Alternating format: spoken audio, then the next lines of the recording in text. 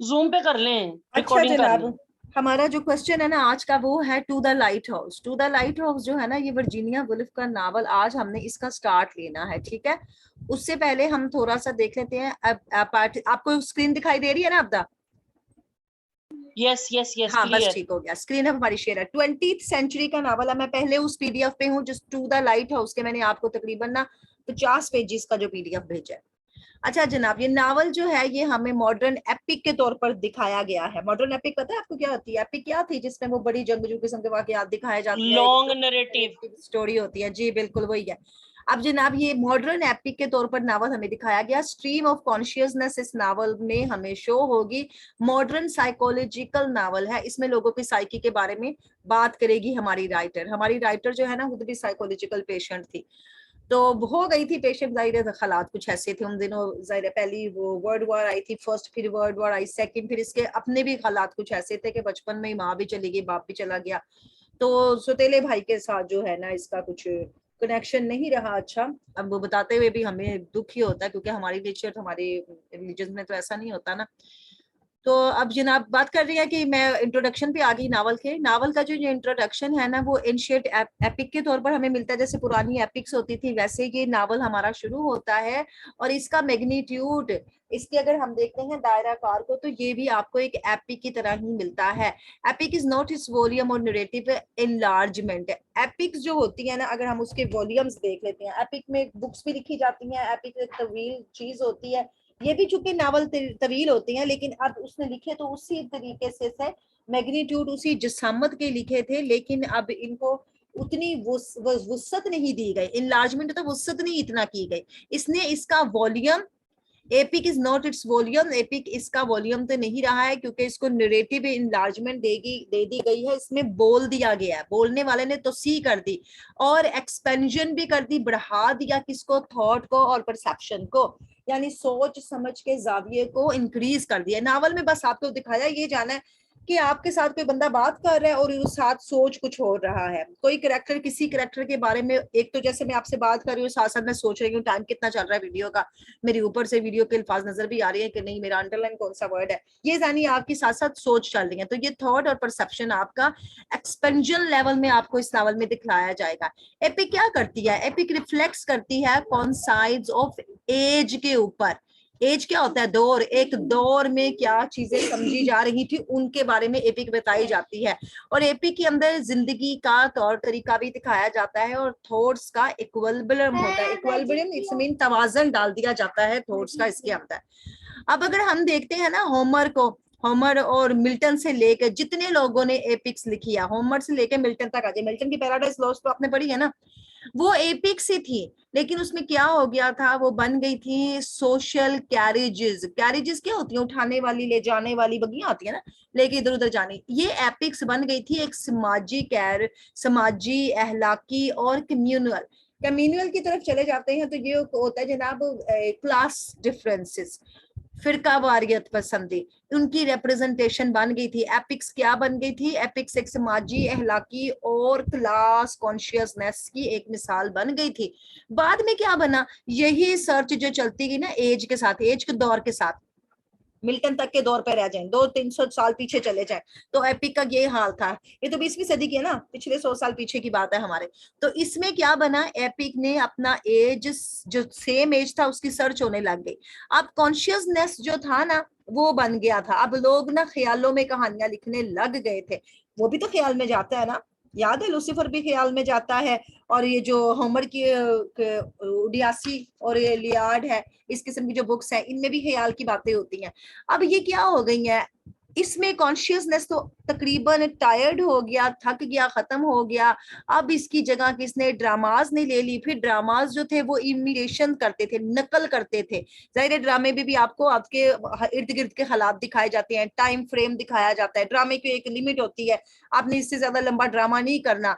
और ड्रामे की एक सेटिंग भी होती है कि जिसमें आपने पीछे बैकग्राउंड भी दिखाना होता है। एपिक में ये सारी चीजें नहीं होती ना, याद है ना? एपिक जो है वो इसका और ड्रामे का जब हमने फर्क किया था, अब मॉडर्न ड्रामा करेंगे ना तो उसमें भी आपको एपिक और ड्रामे का फर्क आ जाएगा। यानी एपिक के अंदर आपको ड्रामे की क्वालिटीज नहीं मिलती हैं।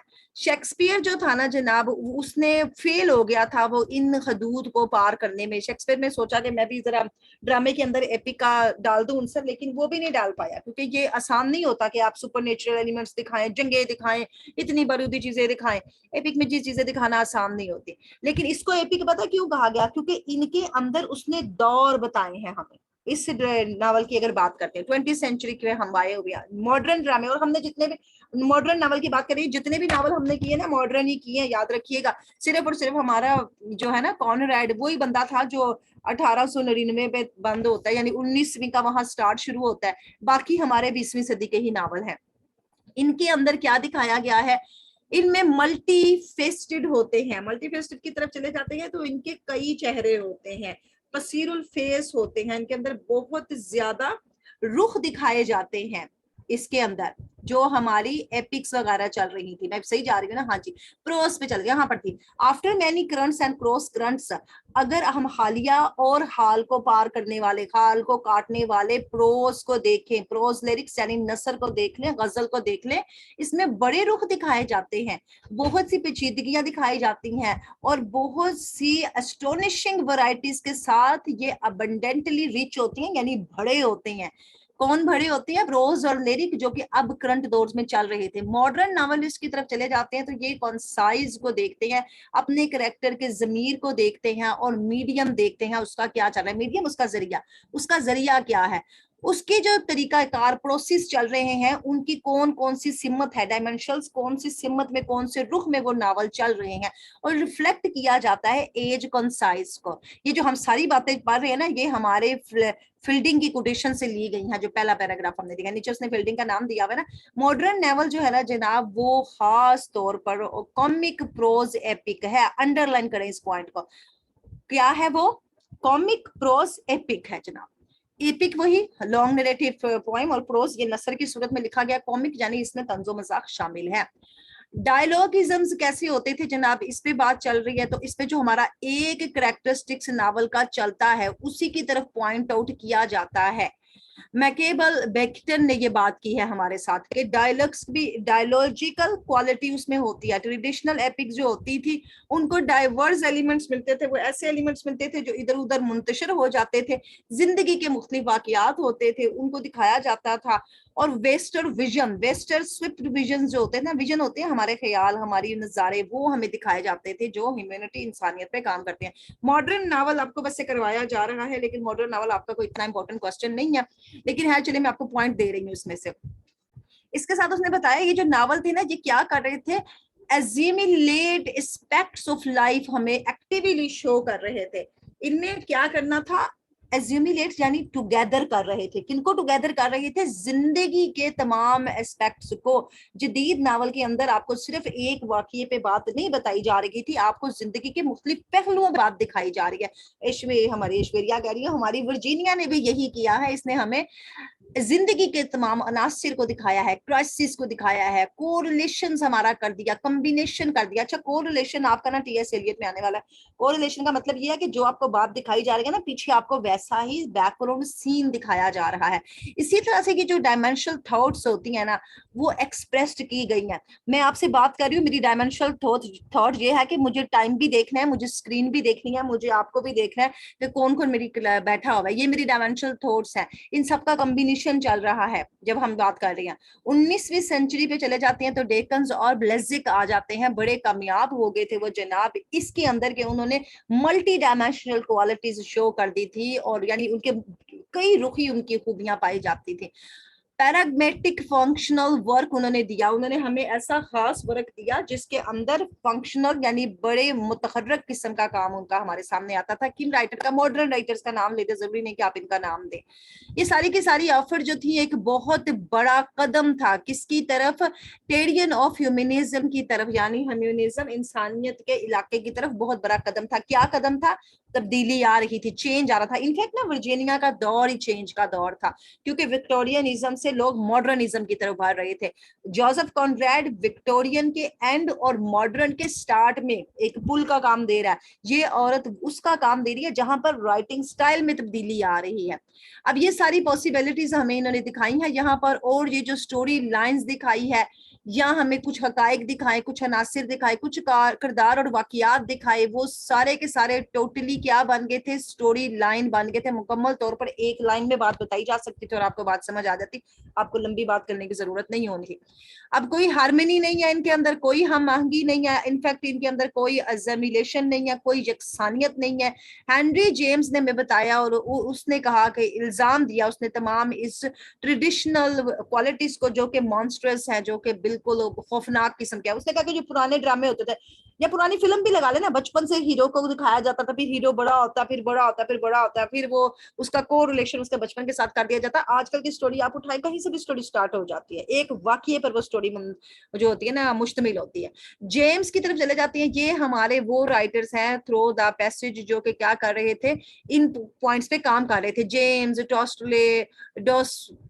डॉस्टोव्स्की, टॉम्समैन, और इसी तरह से इनवर्डनेस पे ये बात कर रहे थे, ये अंदरूनी चीज दिखा रहे थे जो कि जन्म देती है स्ट्रीम ऑफ कॉन्शियसनेस को। बात हमारी इस औरत पे आनी है, स्ट्रीम ऑफ कॉन्शियसनेस पे।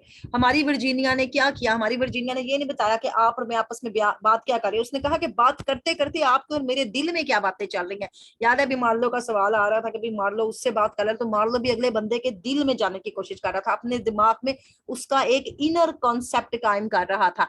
इनफैक्ट जब तक कॉनरेड का दौर था ना, स्ट्रीम ऑफ कॉन्शियसनेस की टेक्निक चली जरूर थी, लेकिन इसको कोई नाम नहीं मिला था। नाम मिला है उसे आके जब हमारी वर्जीनिया का दौर आ चुका था। स्ट्रीम ऑफ कॉन्शियसनेस के पैराग्राफ पर मैं आ गई हूं। अब इस पैराग्राफ पे देखते हैं तो ये क्या था जनाब, ये एक विथड्रॉल था। अब यहाँ पे लोग क्या कर रहे थे, लोग इसको छोड़ रहे थे। किसको छोड़ रहे थे?